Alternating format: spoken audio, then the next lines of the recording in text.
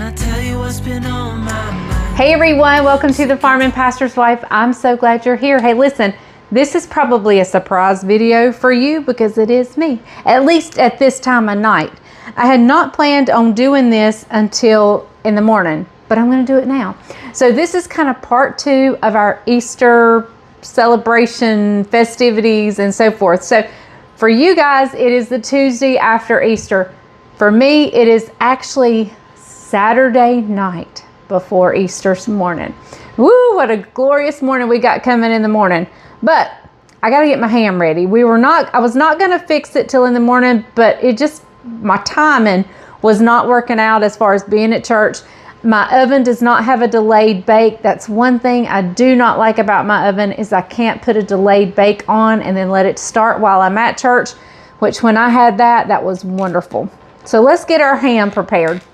This is a 13-pound, almost a 13-pound, bone-in half ham, not spiral cut.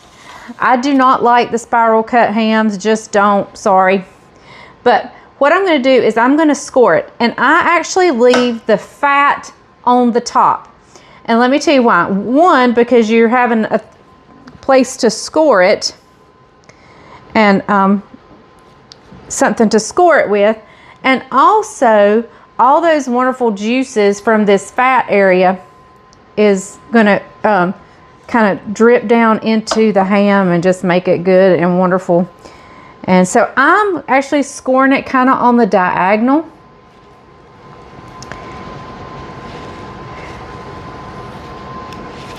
And I'm just going I don't know, maybe 3/4 of an inch in.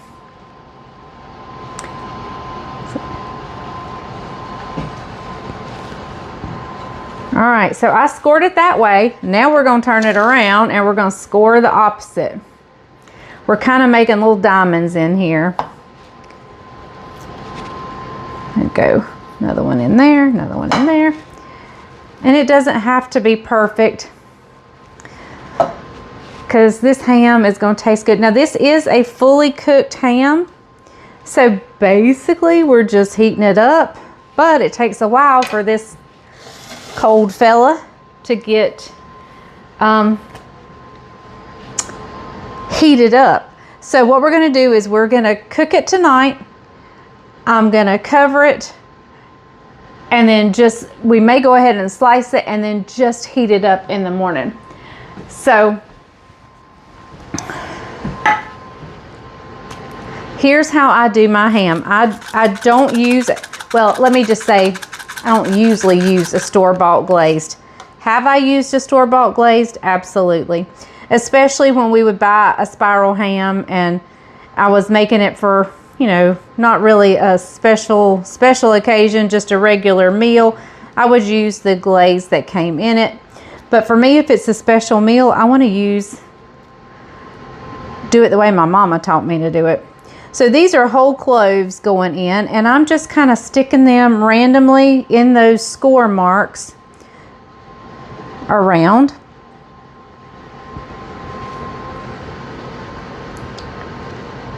This is such a good ham, and it is going to just, oh, I'm so glad we buy this kind of ham now. We have bought our share of spiral hams in the past, and they are easy and they are convenient. I will say that.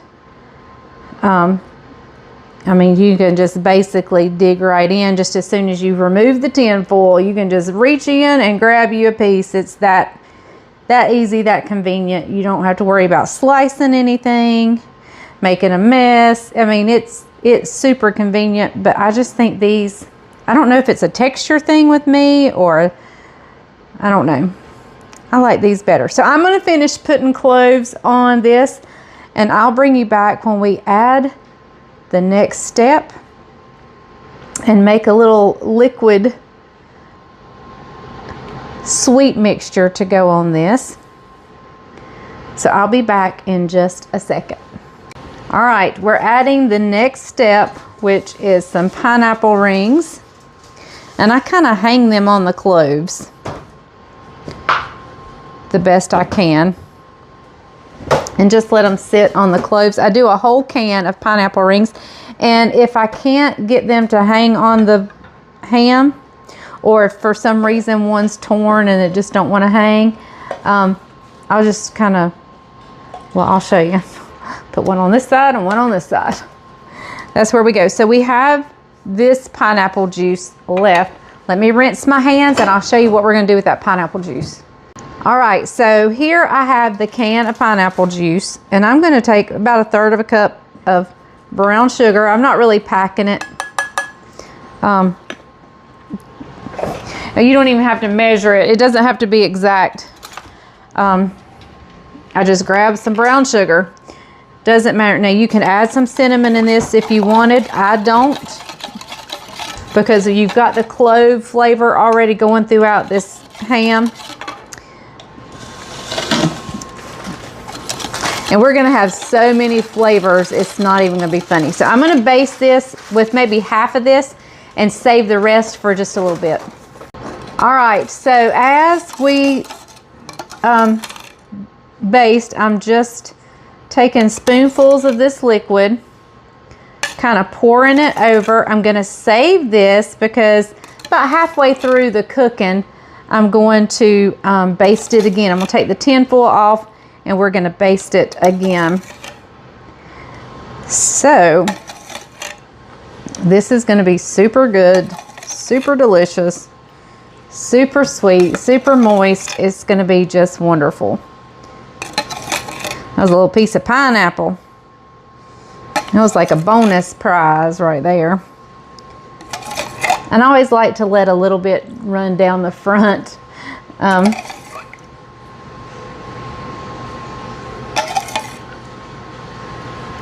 Now when I baste it later on, I probably won't use a spoon. I'll probably just come in and pour. But all right, I'm gonna cover it real tightly with tin foil, and in the oven it goes. I do mine because I don't like them to get too done or overly cooked. At 325 for 15 minutes per pound. So however many pounds you have, multiply that times 15. When you get that total, divide it by 60, and then that will tell you how many hours you have to cook it. So I'm gonna get it in the oven so I'm not up till midnight tonight.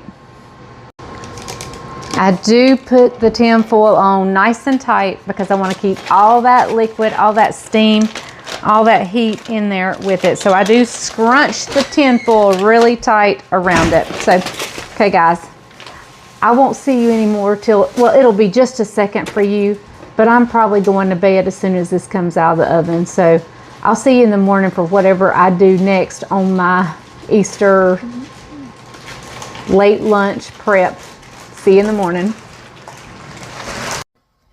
All right, so I just got home from church, and I had put these, let them do a refrigerator rise, which means I put them in the refrigerator late last night. And I had did 2 pans of those. Some of them look like they may have dried out a little bit on the edges. So, since I'm not sure about the ones that may have gotten a little air to them, I did cover them with saran wrap, but I think as I slid them in, the saran wrap moved a little bit on the edges, and so some of them appear to be a little bit dried out. So I got out some more. These are straight out of the freezer, and hopefully they'll have time to rise and do their thing. So let me tell you what I've done so far. I've gotten my green beans on. I've turned the ham back on to warm back up. The green beans, what I do is I put, if I have some side meat or something like that, I'll put a chunk of side meat in it. But I put a little drizzle of olive oil, and the last time I made green beans, I put in bacon bits, and my family loved them. So I did that again this time. So there's some bacon bits in there, and just maybe a tablespoon of brown sugar. Now I'll cook these and cook these and cook these, and so hopefully they'll be okay. And maybe just a pinch of salt. But I actually left the juice that they were canned in. That's the juice that's on it, because I didn't want to lose that flavor. So now what I'm going to do is I'm going to go sit down and peel potatoes. We're having mashed potatoes And the honey butter is made. That was on yesterday's video. You saw me do the ham. Let's see. The cake's made. Caroline and Jessica and Cindy. Cindy is Jamie, my son-in-law's mom. She's bringing several things. Jessica's bringing a couple things. Caroline's bringing a couple things, so we should be covered. My brother's going to come. Isaac and Jessica are going to go pick up my brother. And, yeah. So, I'm going to get to peeling potatoes, and I'll see you when we get ready to get them going. And Bryant is over there carving my ham. And let me tell you, I've already tasted it, and it is so good. So, so good. Oh, yum, yum. Well, look. Oh, yeah, give me that piece. Got the mark on it? Yeah, I want a little bit of that. Yes, yes, yes. Oh, yes. Oh, my favorite part. Okay, guys. We're getting ready to eat. Everything's kind of coming together. But look at these yeast rolls. Oh my goodness. And when your yeast rolls come out, there's only one thing to do. If you missed my video the other day, you've got to try my honey butter. It is so good. So that's what I'm going to do now because, you know, I saved me a yeast roll out. Make you want to smack your mama? That is so good. Tell them where that came from. What, smack your mama? Tim Hawkins. Yeah. He says, Mama, you better go sit in the car. He said the biscuits at Cracker Barrel were so good it made you want to slap your mama. Y'all got to get some yeast rolls. Make some yeast rolls. I've got a recipe on my channel. I didn't do it today because it's just too much going on. But make this honey butter. It is so good. So good. All right, see you in a minute. Are you scared of it? I'm not being scared. There you go.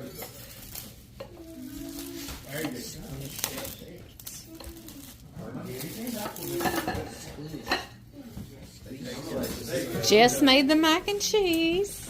I did. My grandma had to sample it for me. Hey, everything I take somewhere's got a corner out.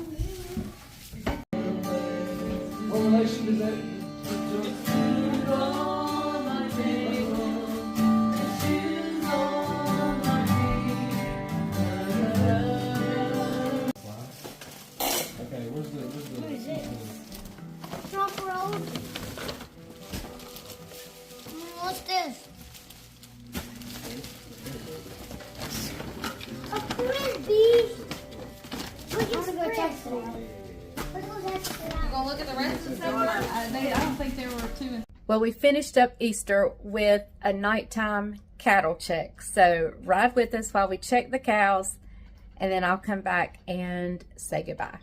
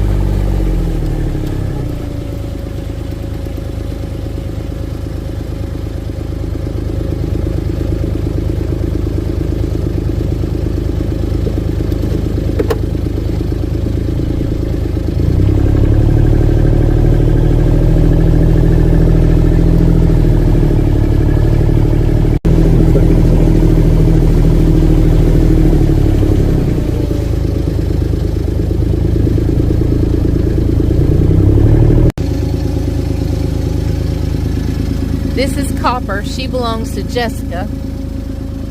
She's a little camera shy. There she is. There she is. This one's not camera shy at all.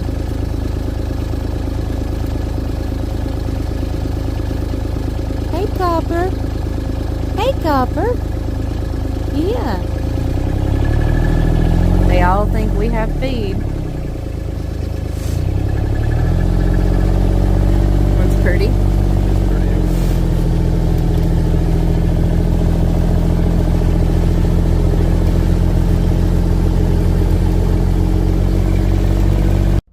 everyone our Easter meal was absolutely amazing.